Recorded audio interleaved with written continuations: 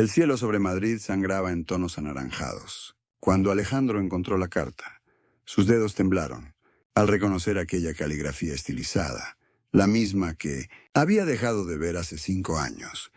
El sobre amarillento descansaba bajo la puerta como una granada sin detonar. Lo sostuvo contra la luz del atardecer que se filtraba por la ventana del vestíbulo. No tenía remitente, solo su nombre, escrito con tinta azul oscuro. El papel crujió entre sus dedos mientras la sombra de un recuerdo doloroso nublaba sus ojos. Marina. Después de tanto silencio, después de tantas noches en vela, después de haberla borrado de cada rincón de su vida, ella volvía a aparecer con la sutileza de una hoja de papel deslizada bajo su puerta. Alejandro era profesor de literatura en la Universidad Complutense, un hombre de 42 años, cuya vida transcurría entre libros antiguos y alumnos distraídos. Su apartamento en Malasaña, pequeño pero acogedor, se había convertido en su refugio desde el divorcio. La carta descansaba ahora sobre la mesa de la cocina mientras él preparaba un café. El aroma intenso impregnaba el aire. Los libros, apilados en cada superficie disponible, las paredes llenas de estanterías y el sofá gastado componían el paisaje de su soledad elegida. El orden meticuloso de su vida actual contrastaba con el caos que Marina había dejado tras su partida. 5 años habían pasado desde que firmaron los papeles del divorcio. 5 años construyendo rutinas que ahora amenazaban con desmoronarse ante un simple sobre. La carta permaneció sin abrir durante 3 días. Cada mañana Alejandro la observaba mientras desayunaba. Cada noche la contemplaba antes de irse a dormir, como un objeto maldito que no se atreve a tocar. El jueves por la tarde, mientras corregía ensayos en el sofá, el teléfono vibró con un mensaje. ¿Recibiste mi carta? Necesito verte. Es importante. El número era desconocido, pero no necesitaba identificación. La taza de té se tambaleó en su mano, derramando líquido sobre los trabajos de sus alumnos. El mensaje brillaba en la pantalla como una acusación. La barrera que había construido durante años se agrietaba con cada segundo que pasaba mirando aquellas palabras. El bolígrafo rojo resbaló entre sus dedos, trazando una línea irregular sobre el papel, como la fractura que comenzaba. La lluvia golpeaba contra los cristales cuando finalmente rasgó el sobre. Sus dedos aún dudaron un instante antes de extraer la hoja doblada con precisión. La caligrafía de Marina, fluida y ligeramente inclinada hacia la derecha, cubría ambas caras del papel. Comenzó a leer mientras el reloj de Barrett marcaba las 11 de la noche. Con cada línea, su respiración se volvía más pesada. Marina estaba enferma. Cáncer. Estadio avanzado. Las palabras se desdibujaron ante sus ojos mientras un nudo se formaba en su garganta. La última línea era una petición. Hay asuntos pendientes que necesito resolver contigo antes de irme. Alejandro dobló la carta con manos temblorosas y la devolvió al sobre. Tomó el teléfono y respondió al mensaje con una única palabra: ¿cuándo? El café comercial, con sus espejos antiguos y mesas de mármol, fue testigo de su reencuentro. Alejandro llegó 15 minutos antes, escogiendo una mesa alejada del bullicio. La vio entrar desde la distancia. Marina caminaba más despacio, su cuerpo delgado, envuelto en un abrigo azul que resaltaba la palidez de su rostro.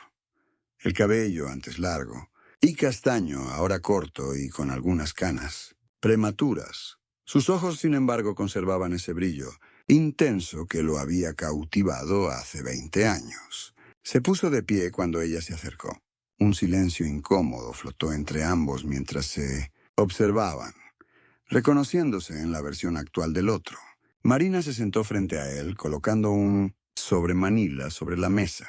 «Gracias por venir», dijo con voz suave. Hay algo importante que el sobremanila contenía documentos y una fotografía. Alejandro contempló la imagen con incredulidad. Una adolescente de unos 16 años sonreía a la cámara. Sus ojos, idénticos a los suyos, su nariz, el mismo perfil que veía cada mañana en el espejo. «Se llama Lucía», explicó Marina con voz temblorosa. «Nuestra hija». El mundo se detuvo alrededor de Alejandro. El murmullo del café, las tazas entrechocando, todo desapareció bajo el rugido de la sangre en sus oídos. Los documentos mostraban un certificado de nacimiento con su nombre como padre. La fecha coincidía, 8 meses después de su separación. Marina había descubierto su embarazo cuando ya había decidido marcharse. Nunca se lo dijo. Nunca le dio la oportunidad de elegir. 16 años de paternidad robados en un instante de «¿Cómo pudiste ocultarme esto?». Las palabras salieron como piedras de la garganta de Alejandro. Sus manos temblaban sosteniendo la fotografía. Marina mantuvo la mirada fija en su taza de té. Explicó cómo el miedo y el rencor la habían llevado a tomar aquella decisión, cómo después la vergüenza la impidió rectificar. «Ella sabe de ti», confesó. Finalmente. «Siempre ha sabido quién es su padre». Alejandro sintió el peso de aquella verdad como una losa. Recordó cada cumpleaños perdido, cada primer día de escuela, cada noche de fiebre en la que no estuvo presente. La rabia dio paso a una tristeza profunda. ¿Por qué ahora Marina? ¿Por qué esperar a estar enferma? Ella levantó los ojos húmedos pero firmes. «Porque Lucía me lo pidió. Quiere conocerte antes de que el Parque del Retiro resplandecía bajo el sol de la tarde cuando Alejandro divisó a la adolescente sentada junto a la fuente.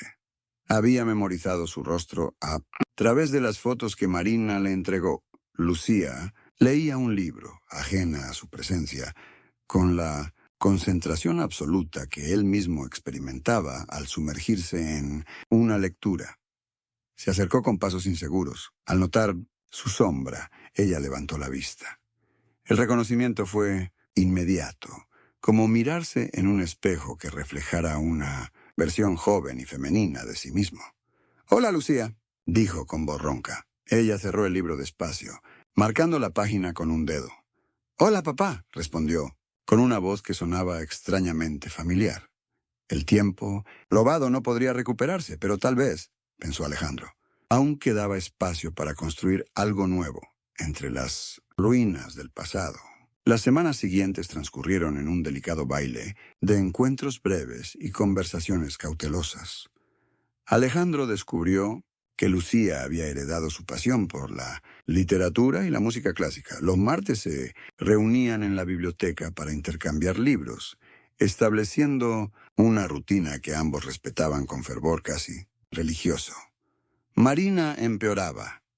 Los tratamientos la dejaban exhausta, pero insistía en mantenerse al margen de estos encuentros. «Es vuestro tiempo», decía con una sonrisa débil cuando Alejandro la visitaba en el hospital. Una tarde, mientras caminaban por Gran Vía, Lucía le preguntó si podía quedarse con él algún fin de semana. La pregunta cayó como una piedra en aguas tranquilas. El apartamento de soltero, los espacios vacíos, las rutinas solitarias, todo tendría que cambiar. Alejandro asintió, sintiendo vértigo y esperanza. El primer fin de semana de Lucía en su casa transformó el apartamento. Alejandro había improvisado una habitación en su despacho, comprando una cama y vaciando estanterías para hacer espacio.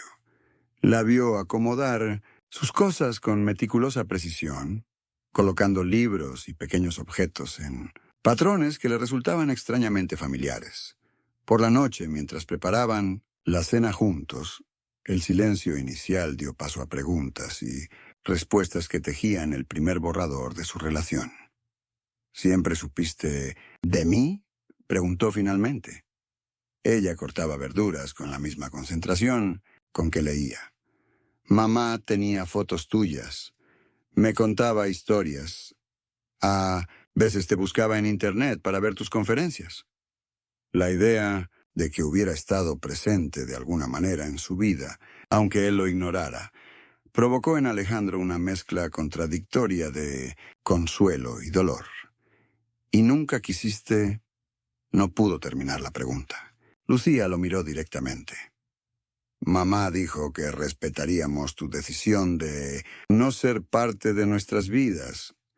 La mentira que había definido 16 años de ausencia quedó expuesta entre ambos como una herida. Marina falleció un miércoles de octubre.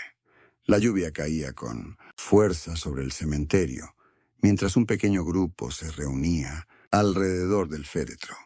Alejandro permaneció junto a Lucía durante toda la ceremonia, sosteniendo un paraguas sobre ambos. Observó el rostro de su hija, impasible y pálido, tan similar al suyo, en momentos de dolor contenido. La mano de la joven buscó la suya cuando comenzaron a bajar el ataúd.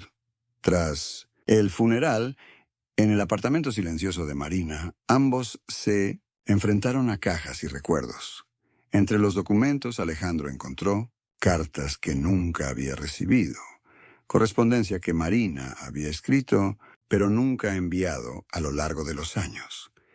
En Mi inocente canción, ella se hablaba de Lucía, de sus primeros pasos, sus palabras iniciales, sus logros escolares, páginas y páginas de una vida paralela que debió compartir.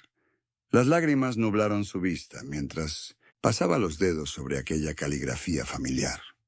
A su lado, Lucía sostenía un álbum de fotos, deteniéndose en imágenes donde el despacho de abogados tenía vistas al Palacio Real. Sentados frente al escritorio, de caoba, escucharon la lectura del testamento. Marina había sido meticulosa incluso en este último acto. La casa para Lucía, cuentas de ahorro, instrucciones precisas. Y luego la sorpresa. La custodia legal compartida. En caso de mi fallecimiento antes, de la mayoría de edad de Lucía, solicito que la custodia sea compartida entre su abuela materna y su padre biológico, Alejandro Vidal. El abogado les entregó los documentos necesarios. Afuera, la tarde caía sobre Madrid mientras caminaban en silencio hacia el metro. No tienes que hacerlo, dijo Lucía de repente. Entenderé si es demasiado. Alejandro se detuvo y la miró. Vio en ella fragmentos de Marina, trozos de sí mismo y algo completamente nuevo y único. Recordó la carta que había encontrado bajo su puerta semanas atrás, cómo había temblado al reconocer aquella caligrafía. Ahora, una nueva historia comenzaba con la misma incertidumbre, el mismo miedo. Pero esta vez no dejaría que el silencio decidiera por él. Es mucho, respondió con honestidad. Pero quiero intentarlo. Si tú también quieres. El cielo sobre Madrid se oscurecía, pero por primera vez en años, Alejandro sentía que caminaba hacia la luz.